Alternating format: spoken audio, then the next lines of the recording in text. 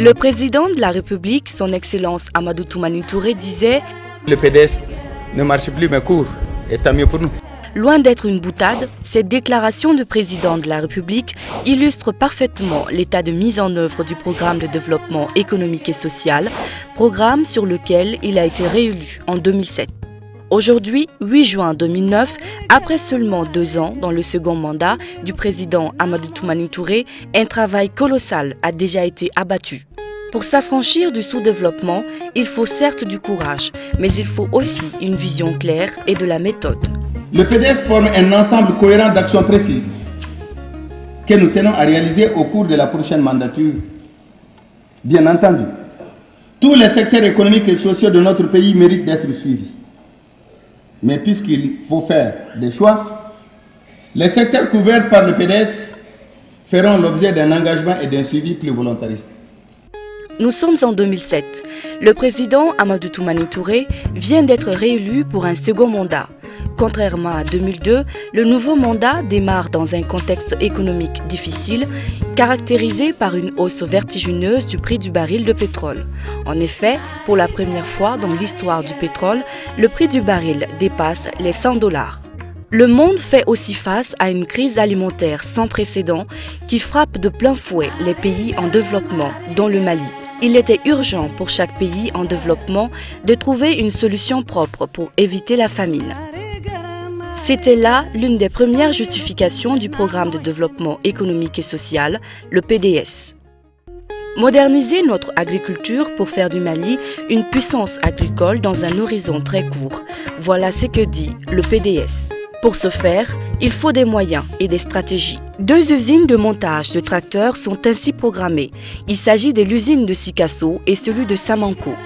L'usine de Sikasso, avec 1 tracteur par jour, doit produire en une année sur le marché 360 tracteurs. L'usine de Samanco, c'est 5760 tracteurs lents, de quoi couvrir largement, dans un très court horizon, les besoins nationaux et fournir les pays de la sous-région.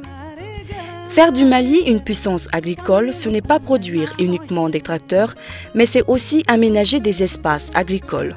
Pour cela, une intense politique d'aménagement de périmètres irrigués est engagée qui aboutit à l'aménagement de 50 000 hectares dans la zone Office du Niger. Cet effort ne s'arrête pas là.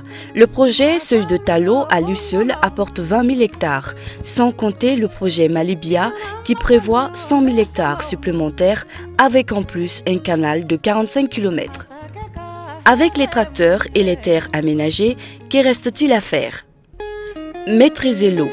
D'importants moyens sont ainsi mobilisés pour vulgariser l'opération de pluie provoquée, afin de ne pas laisser le sort de l'agriculture malienne au seul aléa climatique. Ces moyens encadrés par une loi d'orientation agricole créent ainsi les conditions pour une initiative forte, l'initiative RE. Le Mali, puissance agricole dans un monde aux intérêts de plus en plus antagonistes, lui permettra non seulement d'assurer sa souveraineté alimentaire, mais aussi de fournir le marché international. Une production alimentaire massive nécessite des voies d'écoulement pour la commercialisation. Depuis 2002, le Mali a diversifié ses potentialités de ravitaillement et d'écoulement à travers un ambitieux programme de désenclavement par les routes. Le PDS, en ambitionnant de mettre les zones de production en relation avec les zones de consommation, fixait un nouveau cap. Faire de la continentalité du Mali un atout.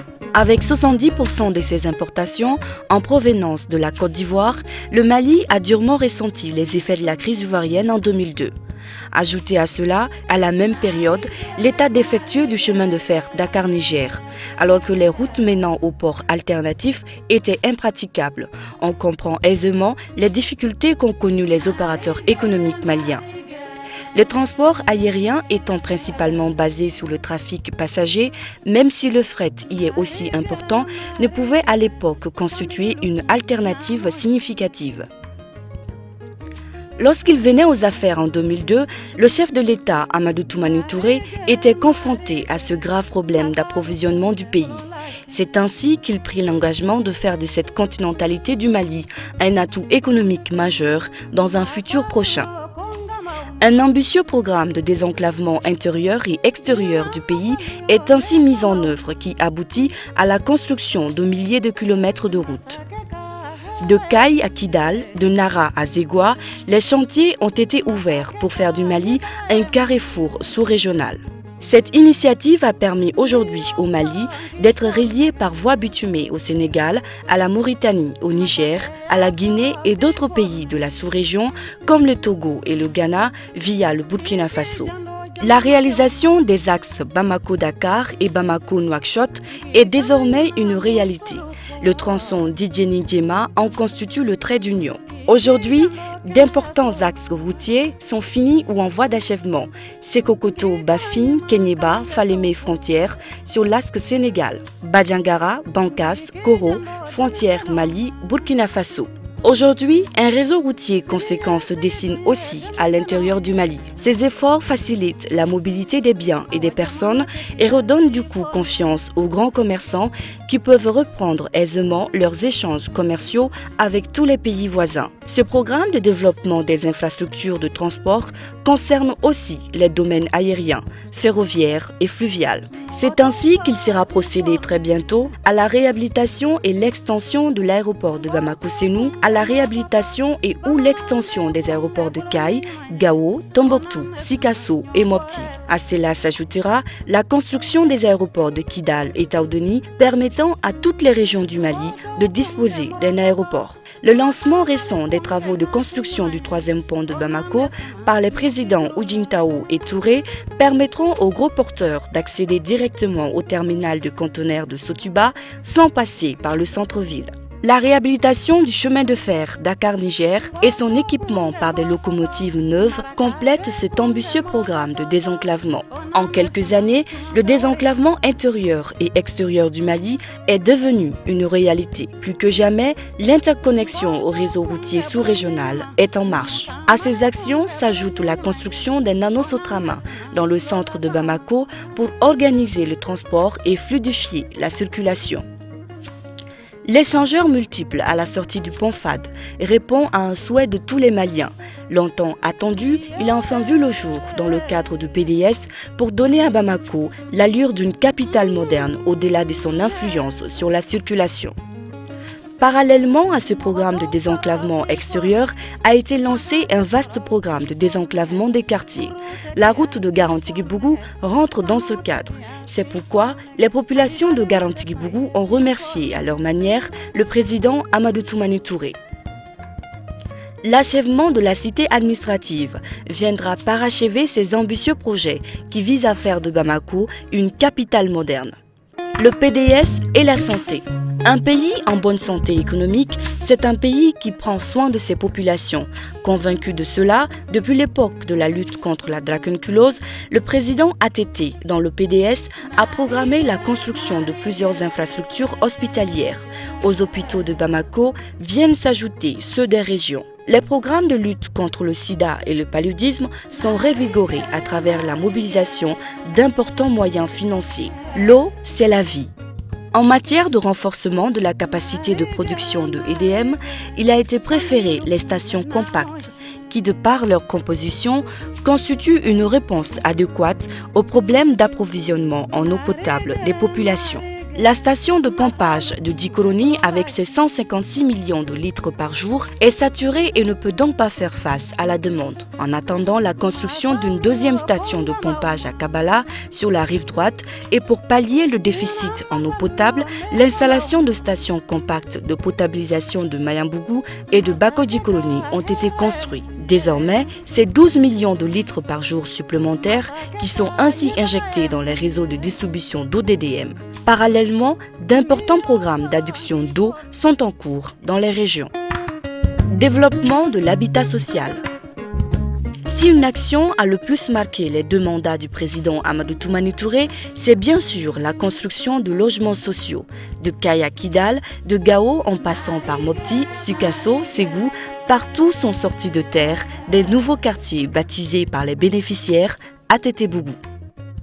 Le PDS, au-delà de la réalisation de logements sociaux à travers le Mali, ambitionne une meilleure répartition spatiale des infrastructures et des opportunités économiques de proximité grâce à la politique des villes secondaires. Pour accompagner cette politique, il sera bientôt ouvert une usine de ciment dans la première région. Parallèlement à cela, il est prévu les états généraux du foncier qui devraient permettre de dégager de manière consensuelle les éléments d'orientation pour une réforme foncière adaptée au contexte de développement économique et social. L'électricité, source de développement. Le décollage économique reste fortement tributaire des capacités énergétiques du pays. C'est pourquoi le PDS a initié d'ambitieux programmes dans ce secteur. Le plus important est le projet d'interconnexion au réseau de la Côte d'Ivoire. Lancé par les présidents Gbagbo et Touré en 2008, ce projet, dont les travaux sont en cours, permettra d'injecter dans le réseau interconnecté une puissance de 80 MW. Récemment, avec le lancement de Balengue 2, c'est 45 MW supplémentaires qui seront de nouveau injectés dans les capacités énergétiques du pays. L'ensemble de ces réalisations permettra au Mali de lancer des activités industrielles qui permettront une transformation sur place de nos productions agricoles. Le Mali, une puissance économique dans la sous-région, est donc en marche. Développement du secteur des mines et intensification de la recherche pétrolière.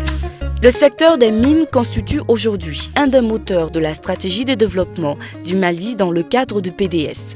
Avec pas moins de 7 mines d'or actuellement en exploitation, le Mali conforte sa place de troisième producteur africain de métal jaune après l'Afrique du Sud et le Ghana. Mais pour tirer du secteur minier tout ce que son potentiel peut offrir au Mali pour son développement, le PDS a fait de la recherche pétrolière un des axes essentiels de sa politique minière. Sous l'impulsion du président Amadou Toumani Touré, la recherche pétrolière s'est intensifiée ces dernières années. Plusieurs sociétés de renommée mondiale se sont lancées dans la prospection pétrolière, car les indices sont nombreux qui laissent croire que le sous-sol malien renferme de l'or noir. Au jour d'aujourd'hui, elles sont un peu moins d'une dizaine de sociétés actives sur le terrain à rechercher chacun de son côté l'or noir du Mali. La recherche pétrolière au Mali avance donc à grands pas et notre pays pourrait alors faire allègrement son entrée dans le cercle très convoité des pays producteurs d'or noir du continent. Le sport, c'est la santé. Le PDS, c'est aussi la santé. La santé est étroitement liée au sport. C'est pourquoi des salles de sport et des stades ont été construits. Le complexe sportif de la CI 2000, les stades de Bougouni, Koutiala et de San rentrent dans ce cadre. Une école performante.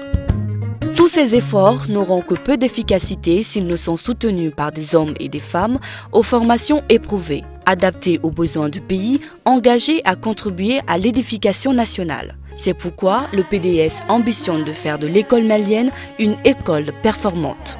Un forum sur l'éducation a été organisé dont les conclusions, qui sont actuellement mises en application, permettront au Mali de revoir complètement son système éducatif. Bamako Label. La cerise sur le gâteau du PDS, c'est probablement la volonté de transformation du visage de Bamako pour en faire une capitale moderne. Avec les constructions au centre-ville du centre commercial, l'hôtel 5 étoiles à la CI 2000, l'hôtel Laïco Africa, le parc zoologique, c'est une nouvelle ville qui sort de terre. Pour ceux qui croient en l'avenir de ce pays, le PDS, loin d'être une simple profession de foi, est une vision claire, cohérente, qui lentement, peut-être, mais sûrement, est en train de dessiner les contours du Mali de demain.